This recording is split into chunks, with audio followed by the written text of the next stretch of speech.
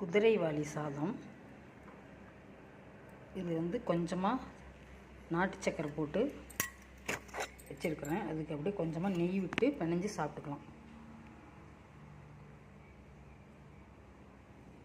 இதை வந்து அப்படியே நெய் விட்டு பிணைஞ்சு சாப்பிட்டுக்கலாம். இதுக்கு வந்து குழம்பு வச்சுருக்கோம்.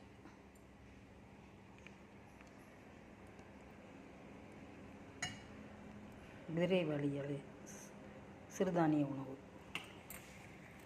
இது வந்து கம்மங்கூழ், வெங்காயம் போட்டு குடிச்சிக்கலாம். வெயிலுக்கு ரொம்ப நல்லது. சிறுதானியம் வந்து நோய் எதிர்ப்பு சக்தியை கொடுக்கக்கூடியது. மூதாதையர்கள்லாம் இப்படி தான் கம்மங்கூழ், வரகு, திணை இதெல்லாம் சாப்பிட்டுட்டு இருந்தாங்க. நாம் தான் இப்போல்லாம் தவிர்த்துட்டோம். கொஞ்சம் கொஞ்சம் நாமளும் இதை மறுபடியும் சாப்பிட ஆரம்பிச்சோம்னா நம்மளுக்கு நோய் எதிர்ப்பு சக்தி அதிகமாக கிடைக்கும். நீங்களும் இந்த மாதிரி செஞ்சு சாப்பிடுங்க.